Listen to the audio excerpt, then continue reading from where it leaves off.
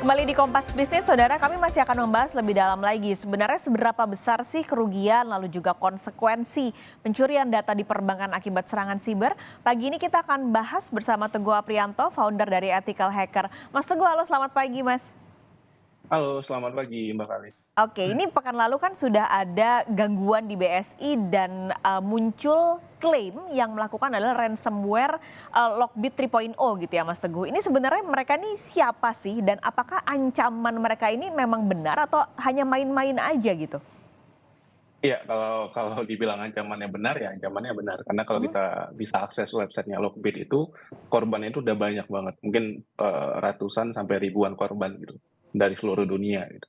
Jadi ya kalau dibilang benar apa enggak, kita bisa confirm ya ini benar dan juga selaras kan sama insiden BSI kemarin yang sempat down sampai 4 hari gitu. Mm-mm. Jadi ya seperti itu. Ini memang berarti serangannya begitu masifkah sampai eh, hitungannya kan BSI ini bank syariah terbesar di Indonesia begitu, tapi mereka harus memulihkan data sampai 4 hari, akhirnya 100% bisa pulih. Iya, ya serangannya emang masif ya. Jadi kalau kita, gali tentang Lockbit ini gitu, Hmm. Lockbit ini kan kalau mereka ngakunya, berbasisnya di Belanda, padahal, banyak yang mengaitkan Lockbit ini, berkaitan sama Rusia gitu kan. Tapi kalau dibilang, serangannya sekeras apa, karena sistem Lockbit ini mereka sistemnya afiliasi. Jadi siapapun bisa, eee, menggunakan layanan Lockbit karena dia ransomware services kan.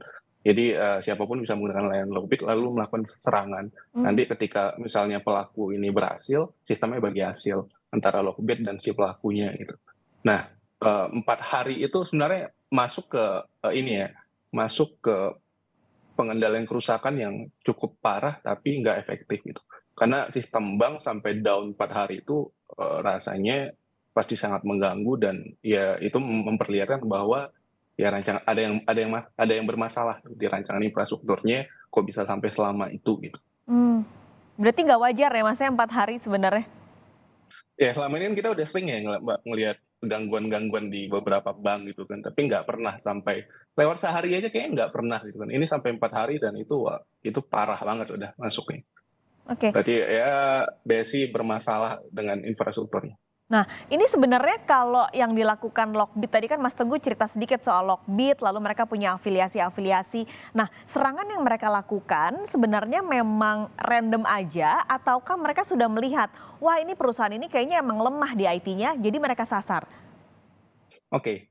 Jadi kalau Lockbit ini kan dia announce di website mereka, mereka ada afiliasi. Jadi afiliasi itu siapapun bisa melakukan serangan, tapi menggunakan, layanannya si Lockbit gitu. Misalnya saya, pengen nyerang company A gitu, saya Hmm. menggunakan layanannya Lockbit, saya serang dan ternyata berhasil, nanti sistemnya bagi hasil. Nah Lockbit ini juga mereka announce kalau mereka membeli informasi.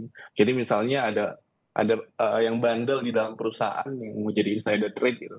Dia bisa jual informasi, misalnya jual tentang informasi internal yang, private atau konfidensial gitu, itu bisa dijual ke Lockbit. Nah, makanya ada beberapa argumen atau pendapat yang menyatakan ketika, suatu perusahaan terkena serangan Lockbit, ini perlu dicari tahu juga. Kadang-kadang ada beberapa kasus yang ada insider trade-nya atau pelakunya itu orang dalam gitu. Hmm. Karena atau emang ya murni emang sistemnya lemah, jadi semudah itu untuk disusupi gitu.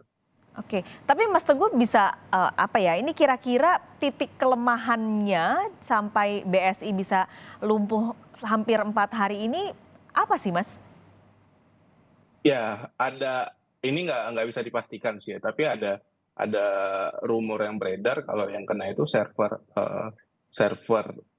servernya dan server backup-nya. Itu yang Hmm. mungkin bikin, prosesnya lebih lama. Jadi server misalnya anggap ada server satunya kena, lalu server backup yang buat nyimpen data juga ternyata kena. Nah itu bisa bisa aja yang bikin itu prosesnya jadi lebih lama atau ya itu makanya diperlukan transparansi dari perusahaan gitu. Selama ini kan di Indonesia itu setiap ada kejadian gini kita nggak pernah tahu nih sebagai Ya. nasabah, sebagai korban, tapi nggak pernah ada penjelasan apapun. Padahal penjelasan itu dibutuhkan biar para nasabah atau korban ini bersiap gitu kan. Karena kita nggak tahu nih dampak kerusakannya apa, tapi ya seringkali informasi ini tutup-tutupi gitu.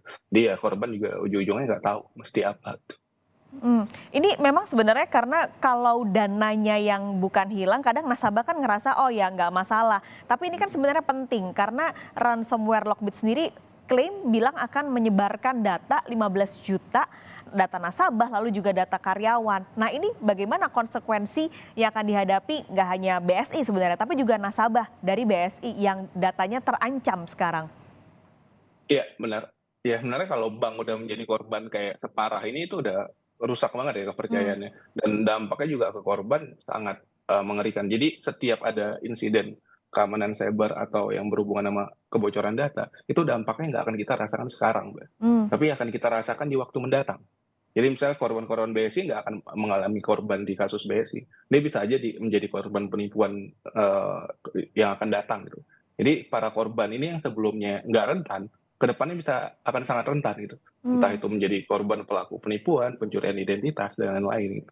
Nah, makanya dari pihak yang menjadi korban ini, perusahaannya itu wajib banget gitu, buat ngasih tahu dampaknya apa aja sih gitu ya. Ini kan dalam waktu 19 jam, Lockbit akan merilis nih datanya kalau, Mhm. misalnya dari pihak BSI nggak bayar.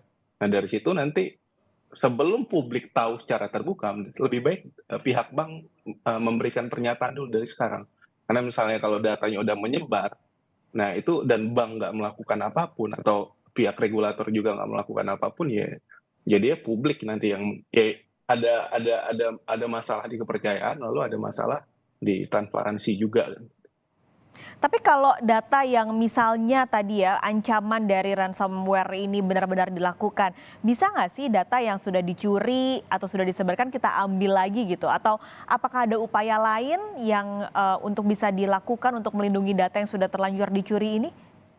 Kalau itu nggak ada sih, Mbak, karena Mmm, ketika suatu data udah berpindah ke, komputer lain atau sistem lain mhm, atau server lain itu kan ya nggak ada jaminan data itu nggak di-copy kan, atau nggak diduplikasi gitu. Jadi ya itu sebenarnya upaya yang nggak bisa dilakukan karena nggak ada jaminan bahwa data itu benar, akan dibersihkan. Yang berbahaya itu ketika data ini akan menyebar nantinya. mmm, Dalam waktu 19 jam data ini akan menyebar, nah yang ditakutkan dia dimanfaatkan sama oknum-oknum penjahat gitu. Nah itu yang berbahaya. oke.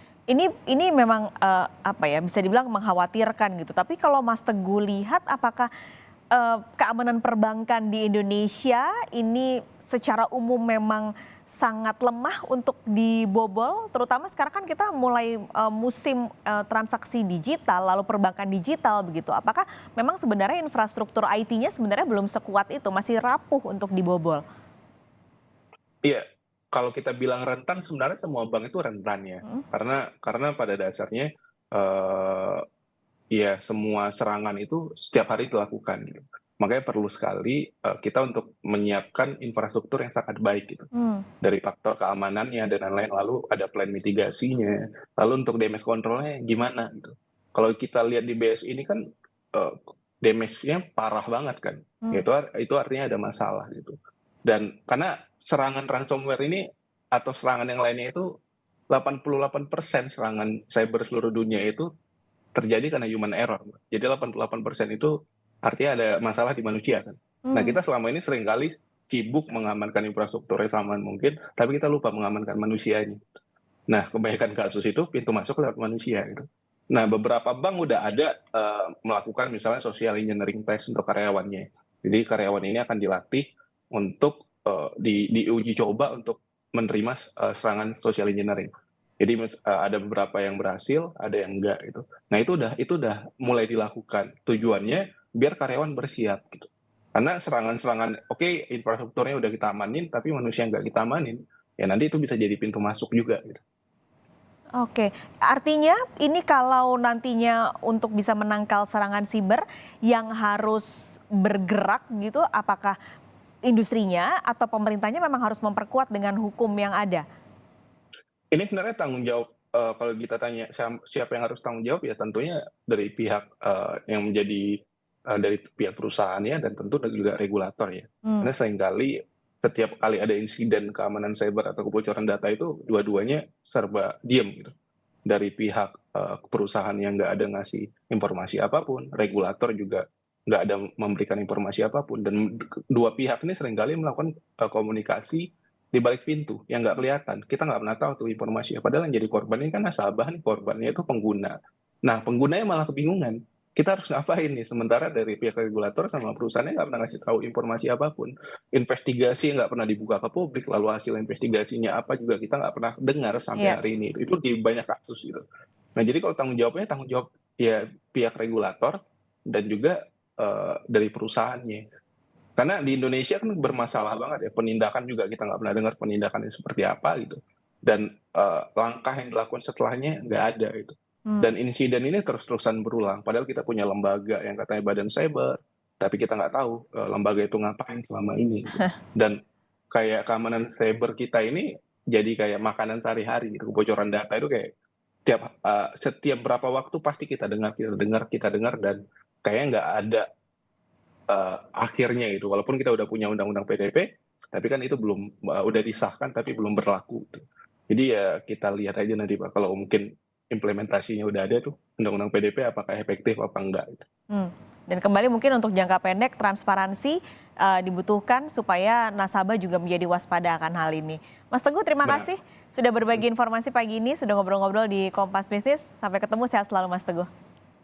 Baik, terima kasih.